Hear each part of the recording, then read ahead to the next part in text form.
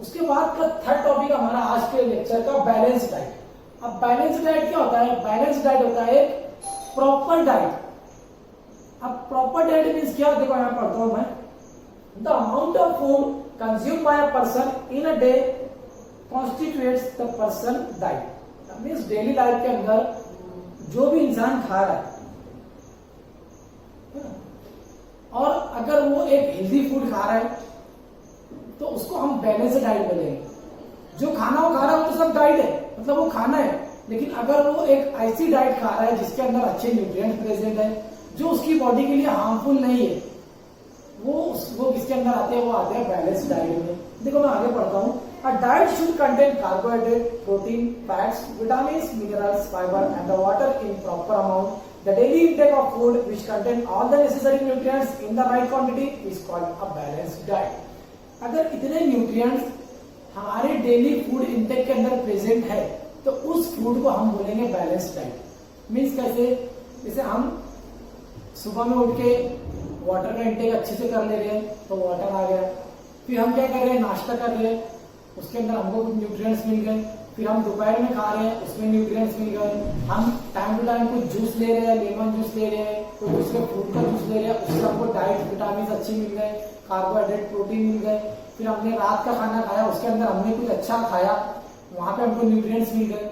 Means अगर हमारा daily schedule ऐसा रहता है कि अगर एक दिन में हमको हर टाइप का न्यूट्रिएंट्स मिल रहा है, कार्बोहाइड्रेट भी मिल रहा है, प्रोटीन भी मिल रहा है, फैट भी मिल रही है, फाइबर भी मिल रही है, वाटर भी मिल रहा है, और ये सब चीजें अगर हमको मिल रही है तो ये हमारी पूरी जो डाइट रहेगी इसको हम क्या बोलेंगे?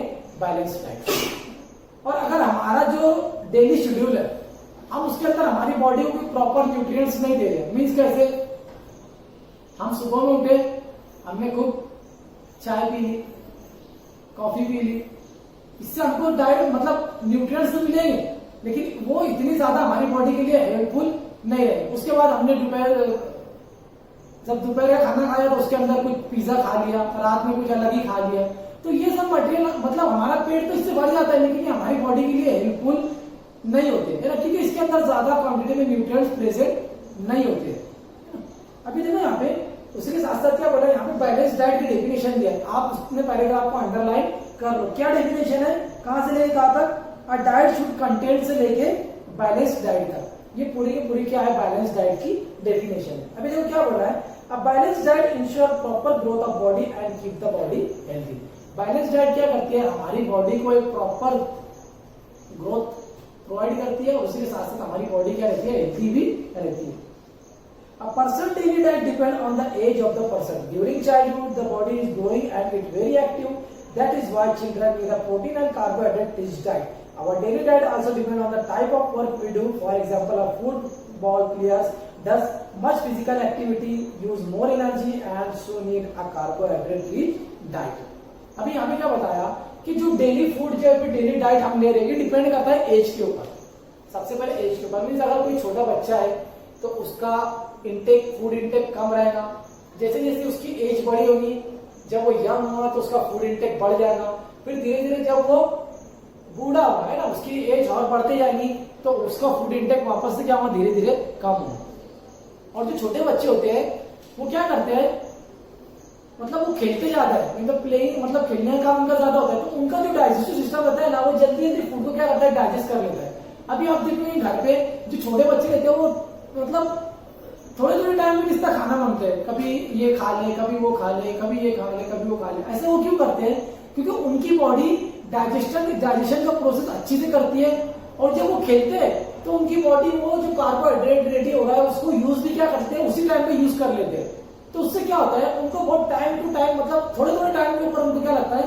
खाना लगता है ना, वो थोड़े थोड़े टाइम पे खाना मांगते हैं, है ना। हमको लगता है कि वो हमको परेशान कर रहे हैं, लेकिन एक्चुअली वो हमको परेशान नहीं करते। उनकी बॉडी जब वो अर्लियर एज में, छोटी एज में होते हैं तो उनकी बॉडी होती ही वैसी है कि उनको फूड इंटेक क्या लगता है? थोड़ा थोड़ा टाइम पे फूड इंटेक उनको लगता है। ऐसे ही जब हमारी एज थोड़े हम यंग होते हैं तो उस टाइम पे हमारा टाइम खाना होता है टाइम टू टाइम हो जाता है, मीन्स दिन में हम 3 टाइम खाएंगे, बीच में हमको खाना नहीं पड़ता है, क्योंकि हमारी बॉडी वैसे अरेंज हो गई है। अब जब हमारी एज बढ़ती है तो हमारा फूड इंटेक खुद ब खुद क्या होता है? कम हो जाता है, क्योंकि बॉडी इतना ज्यादा न्यूट्रिएंट्स एब्सॉर्ब नहीं कर पाती है। न्यूट्रिएंट्स एब्सॉर्ब नहीं हो तो हमको फिर भूख भी नहीं लगती है ना, क्योंकि एज के साथ साथ हमारे सेल भी क्या होते हैं, बॉडी के थोड़े वीक हो ही जाते हैं। उसी के साथ साथ क्या बोला है कि हमारे डेली डाइट डिपेंड करते हैं कि हम काम कौन सा करते हैं। मीन्स काम कौन सा करते हैं बोलते फूड पे, एक फुटबॉल प्लेयर है वो बहुत रन कर रहा है। अब मैं आपको पहले ही चैप्टर के स्टार्ट में बोला कि हमारा जो फिजिकल वर्क रहता है उसके लिए हमको लगता है कार्बोहाइड्रेट, और कार्बोहाइड्रेट किसमें प्रेजेंट होता है, ये ज्यादातर जो मीठी चीजें होती है उसके अंदर प्रेजेंट होता है। अभी क्या कर रहा है फुटबॉल प्लेयर, रनिंग कर रहा है, रनिंग करने के लिए क्या उसका वेस्ट हो रहा है, एनर्जी वेस्ट हो रही है, और जब एनर्जी वेस्ट हो रही है तो उसको किसकी जरूरत है, कार्बोहाइड्रेट की। इसलिए आपने देखा होगा कि फुटबॉल प्लेयर है या फिर बॉक्सिंग प्लेयर है जो टाइम लैप बीच में मिलता है, तो टाइम लैप में क्या करते हैं, ग्लूकोज की बोतल देते हैं पीने के लिए। जब वो ग्लूकोज इंटेक करते हैं तो उनकी बॉडी को क्या होता है, एनर्जी मिलती है, और जब उनकी बॉडी को एनर्जी मिल गई मीन्स कार्बोहाइड्रेट मिल गया तो बाद में फिर और वर्क करने के लिए क्या होते हैं, रेडी हो जाते हैं, है ना। हम भी कैसे करते हैं, जैसे आप स्कूल में आते हो, हमारी रेसेस होती है, रेसेस में हम क्या करते हैं, फूड इंटेक करते हैं, उसमें क्या होता है हमको थोड़ी एनर्जी मिलती है, फिर हम रेसेस के बाद का काम भी क्या करते हैं, ये आसानी से कर लेते हैं, है ना। तो ये चीजें थी इसके बारे में कि फूड इंटेक डिपेंड करता है एज के हिसाब से। अगर आपकी एज कम ज्यादा है तो आपका फूड इंटेक अलग रहेगा। दूसरा डिपेंड करता है आपके वर्क के ऊपर कि आप काम क्या कर रहे हैं। अगर आप ऐसा काम करते हैं जो आपको दिन भर सिर्फ एक कंप्यूटर पर बैठ के वर्किंग करना, तो आपका जो फूड आपने खाया वो इतना ज्यादा तो डाइजेस्ट होगा नहीं, क्योंकि आप एक जगह बैठे हुए हैं और आपकी एनर्जी भी इतनी लॉस नहीं हो रही है। तो यहाँ पे हमको फूड इंटेक थोड़ा कम लगता है। उसी के साथ साथ कोई अगर ज्यादा लेबर है तो उसको भी फूड इंटेक अच्छा लगता है, क्योंकि उसका भी काम बहुत ज्यादा स्ट्रगल का, मेहनत का होता है। इसी के साथ साथ इस टॉपिक का लास्ट पैराग्राफ क्या दिया है, to make our daily diet balance it is important to set a proper mix of various food items in our diet. There are few precautions we must take to maintain the nutritional value of food, as some nutrients might to be lost in the preparation stage.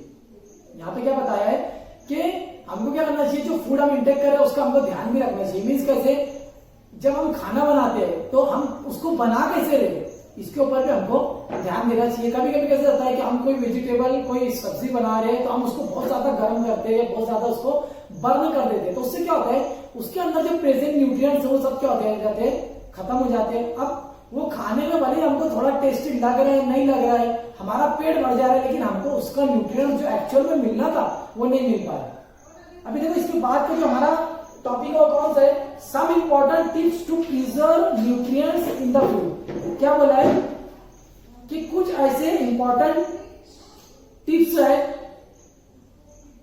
जो हमको क्या करना चाहिए, nutrient food को, कि nutrients को preserve करके रखने के लिए यूज करना चाहिए। क्या है, ओवर ईटिंग और overboiling should be avoid as it lead to loss of an important nutrients vitamin C. Overeating, अगर हमने कोई खाने को ज्यादा जला दिया, ज्यादा गर्म कर दिया, तो उसमें जो वेजिटेबल के अंदर विटामिन सी प्रेजेंट होता है वो खत्म हो जाता है। और विटामिन सी, मैंने अभी आपको प्रीवियस लेक्चर में बताया कि विटामिन सी हमारी इम्यूनिटी पावर को बढ़ाता है, और इम्यूनिटी पावर बढ़ना मीन्स बैक्टीरिया से, वायरसेस से लड़ना। और अगर हम खाना तो खा रहे हैं लेकिन हमने उसको इतना ज्यादा बॉइल कर दिया कि उसमें से विटामिन सी खत्म हो गया, विटामिन सी खत्म हो गया, तो हमने अगर वो फूड खाते भी तो हमारी बॉडी को विटामिन सी नहीं मिला, विटामिन सी नहीं मिला मीन्स हमारी इम्यूनिटी नहीं बढ़ेगी, मीन्स खाने के बाद भी हम अपने आप को फिर हेल्दी फील नहीं करेंगे। सेकंड पॉइंट क्या है, repeated washing of rice and pulses can decreases their nutrient content. कभी कभी क्या करते हैं हम, जो खाना बनाने के लिए चावल रहता है उसको बहुत बार बार धोते हैं, तो ऐसा भी नहीं करना चाहिए, एक बार धोए बहुत सफिशियंट है, क्योंकि क्या होता है उसके ऊपर कुछ ना कुछ न्यूट्रिएंट्स प्रेजेंट रहता है, जो बार बार उसको वॉश करने से वो न्यूट्रिएंट्स निकल जाते हैं। उसके साथ साथ वेजिटेबल को भी धोना है, लेकिन एकदम बार बार भी कोई भी चीज को धोना नहीं है, क्यों, क्या होगा, हम ज्यादा उसको वॉशिंग करेंगे तो उसके अंदर के, उसके ऊपर के न्यूट्रिएंट्स क्या होते हैं, चले जाते हैं, निकल जाते हैं। साथ साथ क्या बोले, excess water should not be drain while cooking of rice and pulses are protein as a protein and minerals constituent are loss.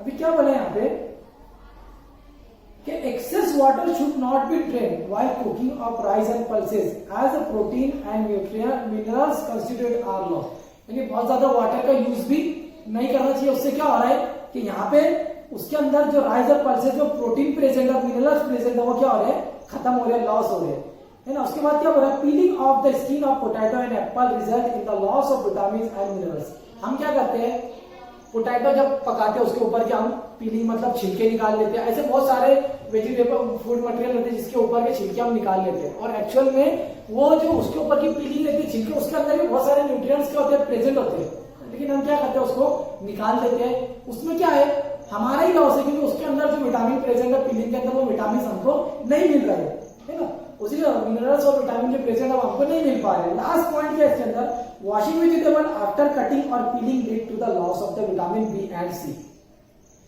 हम क्या कर रहे हैं, वेजिटेबल की जब कटिंग कर रहे हैं और उसके जो पीलिंग है मतलब छिलके अलग अलग करके फेंक रहे हैं, तो उसमें से कौन कौन से विटामिन जा रहे हैं, विटामिन बी और विटामिन सी। अभी मैंने आपको बताया कि विटामिन बी किसके लिए जरूर रहता है, विटामिन बी रहता है हमारे रेड ब्लड सेल ज्यादा से ज्यादा प्रिपेयर करने के लिए, और विटामिन सी हमारी इम्यूनिटी बढ़ाता है ना।